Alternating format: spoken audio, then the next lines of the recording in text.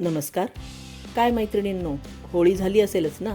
पुरणपोळी 2 दिवस चांगली खाल्ली असेल, अजूनही गोड पदार्थ खाल्ले असतील. पण काय गोड खाऊन कंटाळा येतो, म्हणजे नंतर आपल्याला चमचमीत काहीतरी हवंच असतं. म्हणून आज मी करते व्हेज लॉलीपॉप. त्याकरता लागणार आहे साहित्य: हा उकडून किसून घेतलेला बटाटा, schezwan sauce, red chilli sauce, लसूण मिरचीची पेस्ट आहे, चिली फ्लेक्स, कॉर्नफ्लॉवर, पोहे मिक्सरमधनं बारीक वाटून घेतलेत, मिरी पावडर, चाट मसाला, मीठ. आणि आपल्याला ह्या भाज्या सगळ्या लागणार आहेत. कांद्याची पात आहे, कांदा आहे बारीक चिरलेला, कोथिंबीर आहे, कोबी आहे, सिमला मिरची आणि गाजर. आता आपण प्रथम उकडून किसून घेतलेला बटाटा घेऊ, त्यात कोबी घालू. आपल्याला ह्या भाज्या सगळ्या घालायच्या आहेत. त्यात कोबी घाला, कोथिंबीर, कांदा, सिमला मिरची, कांद्याची पात आणि गाजर असं सगळं घालू.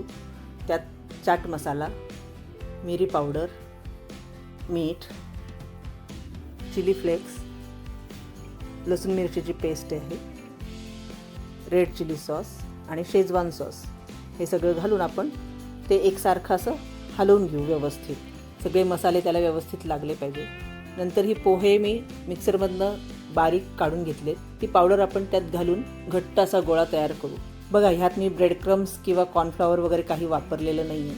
पोह्याची मी पावडर वापरली आहे. ह्या अशा पद्धतीने गोळा तयार करून ह्या मी आता आईस्क्रीमच्या काड्या आणल्या आहेत. बघा, त्यात आपण हे लॉलीपॉप आपले तयार करायचे आहेत. असा गोळा घेऊन त्यात ती काडी खोचायची आहे आणि अशा पद्धतीने आपल्याला हे लॉलीपॉप तयार करायचे. थोडं असं वेगळं काही केलं की मुलांना जरा आवडतं आणि मुलं खातात. आणि ह्यात सगळ्या भाज्या घातल्यामुळे हे असं पौष्टिकसुद्धा आहे. सगळ्या भाज्या मुलं खातात, त्याच्यामुळे मजा येते खायला. हे अशा प्रकारे मी सगळे लॉलीपॉप असे तयार करून घेतलेत.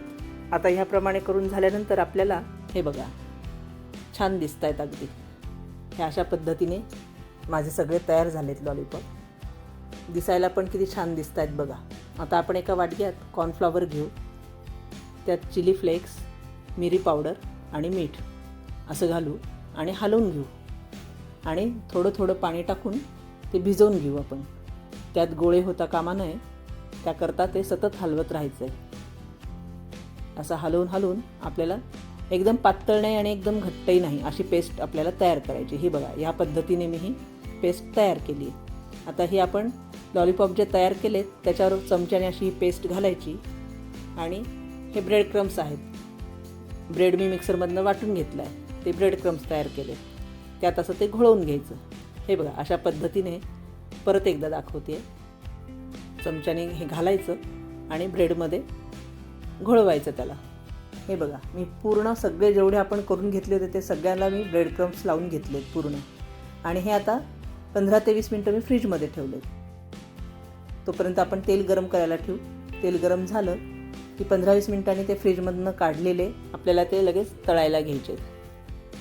त्यामुळे फ्रीजमधनं डायरेक्ट आपण काढल्यावर त्यात तेल शोषलं जात नाही आणि कुरकुरीत पण छान होतात. त्याकरता आपण फ्रीजमध्ये ठेवतो. तुम्ही जास्त वेळ ठेवलं तर अजून छान होतील. तर अशा पद्धतीने आपल्याला तांबूस खरपूस मस्त असे सोनेरी रंगाचे व्हेज लॉलीपॉप तयार करायचे. हे बघा, या पद्धतीने मी तयार केलेत सगळे लॉलीपॉप. अतिशय छान दिसतात आणि चवीला तर अप्रतिम लागतात. तुम्ही हे हिरव्या चटणीबरोबर, सॉसबरोबर किंवा अगदी शेजवान चटणीबरोबर सुद्धा खाऊ शकता. अशा पद्धतीने मी हे सगळे लॉलीपॉप तयार केलेत.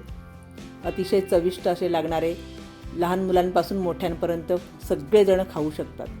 बघा, असं सॉसमध्ये बुडवून काय दिसतंय लॉलीपॉप. हा, बघा एकदा नक्की करून. तुम्हाला जर माझा व्हिडिओ आवडला असेल तर लाईक, कमेंट आणि सबस्क्राईब करा आणि शेअर करायला विसरू नका. थँक्यू.